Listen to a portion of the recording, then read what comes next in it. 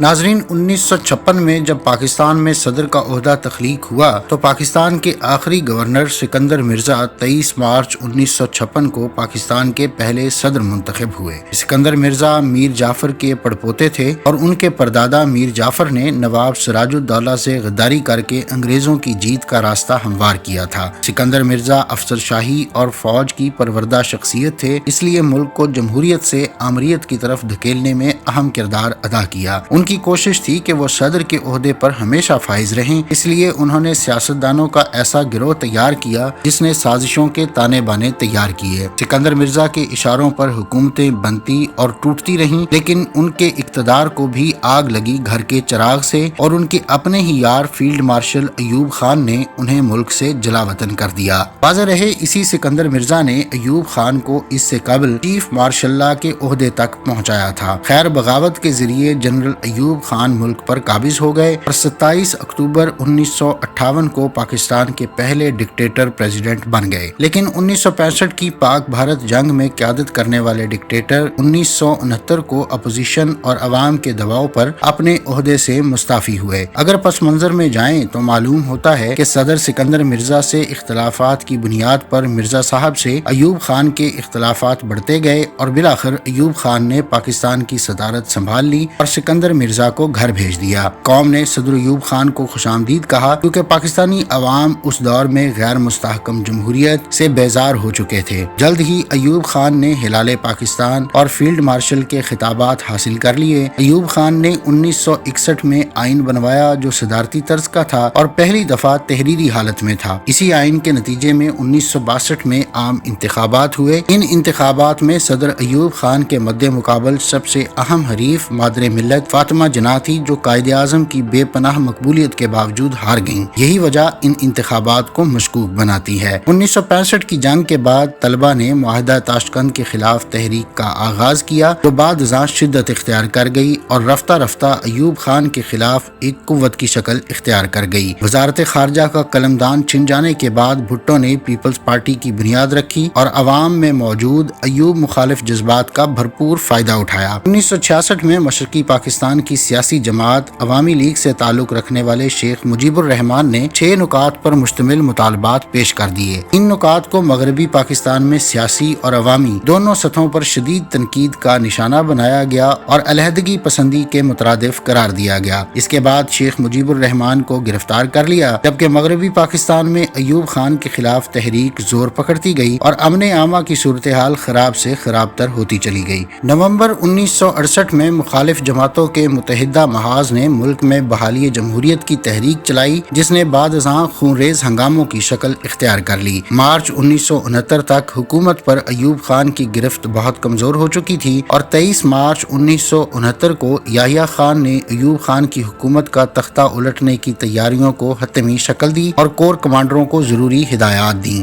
25 مارچ 1969 کو ایوب خان نے قوم سے خطاب میں اقتدار سے الگ ہونے کا اعلان کر دیا، جس کے بعد یحییٰ خان نے باقاعدہ مارشل لا نافذ کرنے کا اعلان کر دیا اور اگلے سال عام الیکشنز کا اعلان بھی کیا۔ 25 مارچ 1969 سے 20 دسمبر 1971 تک ملک کے تیسرے صدر اور دوسرے آمر بننے والے یحییٰ خان نے 1971 کی جنگ میں بھارت سے شکست کھائی اور مستعفی ہو گئے۔ 1973 میں آئین کے تحت جب پاکستان پارلیمانی جمہوریت کی طرف گامزن ہوا تو 20 دسمبر 1971 کو پاکستان کے چوتھے صدر کی حیثیت سے عہدہ سنبھالنے والے ذوالفقار علی بھٹو نے وزیر اعظم بننے کے لیے 13 اگست 1973 کو صدارت سے استعفیٰ دے دیا، جس کے بعد 14 اگست 1973 کو فضل الہی چودھری پاکستان کے 5ویں صدر بنا دیے گئے۔ فضل الہی چودھری 1933 میں گجرات ڈسٹرکٹ بورڈ کے رکن رہے اور بعد ازاں 1965 میں ڈپٹی اسپیکر بنے اور 1971 میں قومی اسمبلی کے اسپیکر منتخب ہوئے۔ 1973 میں وہ پاکستان کے پہلے صدر منتخب ہوئے۔ وہ ستمبر 1978 تک ملک کے صدر رہے اور جنرل ضیاء الحق کی طرف سے اقتدار پر قبضے کے بعد مستعفی ہو گئے، لیکن بدقسمتی سے ایک بار پھر جنرل ضیاء الحق نے بغاوت کر دی اور یوں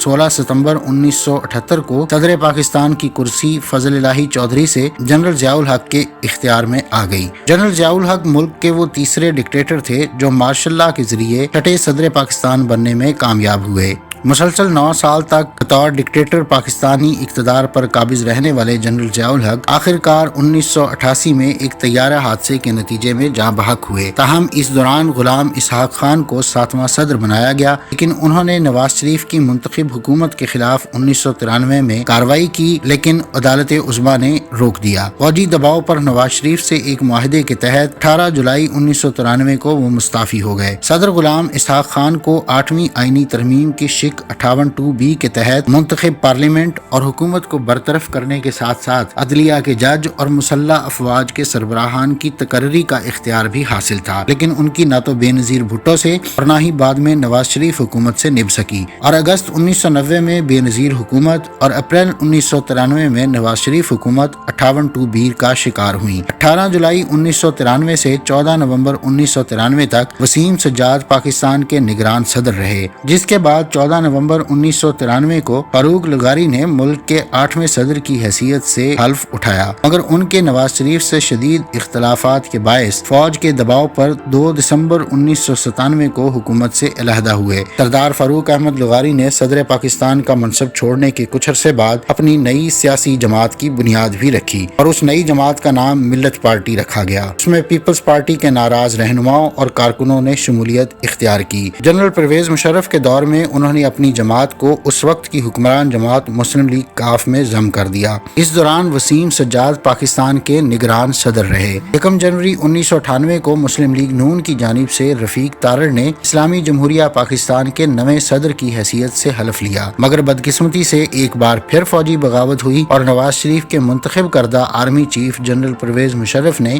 نواز حکومت کا تختہ الٹ دیا۔ جنرل پرویز مشرف ملک کے تیسرے آمر جبکہ 10ویں صدر بن گئے۔ وہ مسلسل 8 سال اسلامی جمہوریہ پاکستان کے حکمران رہے، لیکن 2008 میں انہوں نے استعفیٰ دے دیا، جس کے بعد میاں محمد سومرو کو نگران صدر بنایا گیا۔ لیکن بے نظیر بھٹو کی شہادت کے بعد پیپلز پارٹی الیکشن جیت کر اقتدار میں آئی۔ بے نظیر کے خامد آصف علی زرداری نے 11ویں صدر کی حیثیت سے حلف اٹھایا۔ ان کے دور میں 18ویں ترمیم منظور ہوئی، جس کے تحت صدر کے اختیارات کم کر دیے گئے اور وزیر اعظم کو طاقتور بنایا گیا۔ 5 سال حکومت کرنے والی جماعت پیپلز پارٹی 2013 کے عام انتخابات میں نون لیگ سے شکست کھا گئی، اور مسلم لیگ نون نے اقتدار میں آ کر 9 ستمبر 2013 کو ممنون حسین کو پاکستانی تاریخ کا 12واں صدر پاکستان منتخب کروایا۔ 2018 کے الیکشن میں تحریک انصاف حکومت بنانے میں کامیاب رہی، اور اب ڈاکٹر عارف علوی تحریک انصاف کی طرف سے پاکستان کے 13ویں صدر ہیں۔ ان کا شمار پی ٹی آئی کے بانی اراکین میں ہوتا ہے۔ وہ اس سے پہلے 2 بار رکن قومی اسمبلی بھی رہ چکے ہیں۔ ناظرین، یہ تھی آج کی ویڈیو۔ اگلی ویڈیو تک کے لیے مجھے اجازت دیجیے۔ اللہ حافظ۔